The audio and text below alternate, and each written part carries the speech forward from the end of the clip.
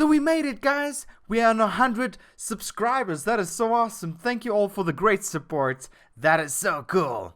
Today's video, I'm going to show you guys how bad deaths actually are for you and your teammates. Now, I know that I said in the previous video, at the end I'll show it, but I think it's going to be better if we make our own complete video for this, because it's quite big. Now, before we actually go too deep into this, I want to explain to you guys why people die, or why people overextend for kills, or something like that. Assuming that most of you guys actually comes from first-person shooters, where killing is the only thing that you do to win the game.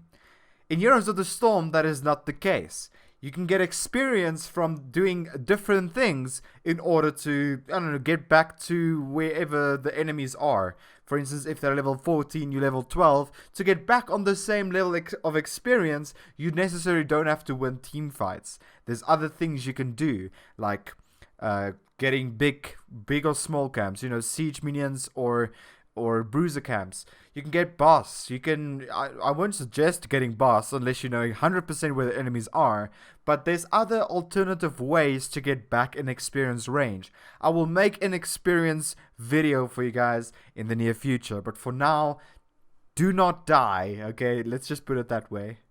So let's bring it back. When you die, what happens? Well, assuming that you play anything else but Leoric or Tyrael, anything else that has a dead passive, I would say, deaths are very bad. You look at the grey screen for most of the time, unless you play heroes that has a smaller cooldown reduction on deaths, which is Murky and Diablo is the only two I can think of currently. There might be more, maybe Leoric as well, slowing, you know, failing death, or whatever it's called, faking death or whatever.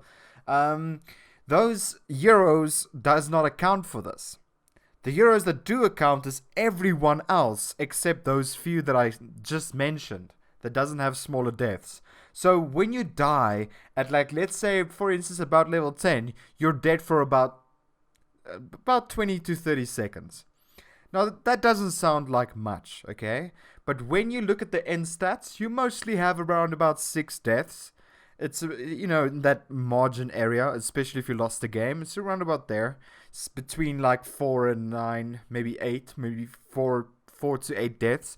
That would be an estimate of about 4 to 6 minutes, okay? We can work it out, like, you know, I'll show the timers for you guys.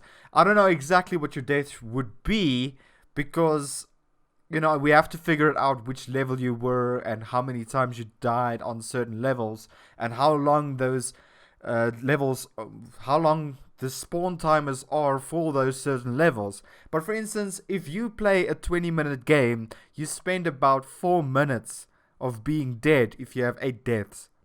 That is a lot. 4 minutes. That is not even contributing the times you have to run to lane. You're missing soaking on experience. You couldn't help your team fight to contest an objective. You have to give up objectives basically, and they would get back into experience range, and you know, you'll lose the game in the long run.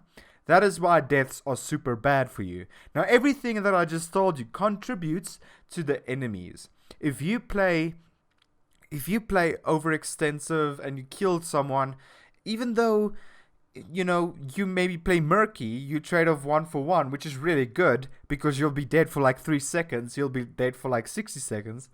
It's a very good trade. But if you're a normal hero and you trade off with a Murky, that is super bad, because you basically died for a quarter of the hero experience in any way. That is just super bad. But we're getting off the topic here. The one thing that I want to state is that when you die, you can't contribute to lane soaking, to team fights, to objectives, to capture merc camps, or anything. You can't contribute to anything whatsoever. This is why deaths is bad. Basically, you're letting your team go and say, hey, guys, I'll be AFK for the first 4 minutes of the game, and I'll get back right when, and I won't die once. That is basically what you're asking your teammates. You're asking them to play 20% of the game without you. And then, when you lose the game, you complain. You're like, oh, my team was so bad. But it's not them. Literally, you died around about 8 times, and that is why you lost. You were basically AFK for the game 4 minutes out of the 20 minutes. You know, that is seriously a lot of time. Guys, I want to thank you for the great support we all have on this YouTube channel. Please share with your buddies and friends. This is so awesome. The support is just awesome. You guys are really cool. But anyway, thank you for the great support. If you have questions, please leave it in the comment box below. I'll do my best answering them. I can't wait to see you in the very next video. Have a wonderful day. Bye bye.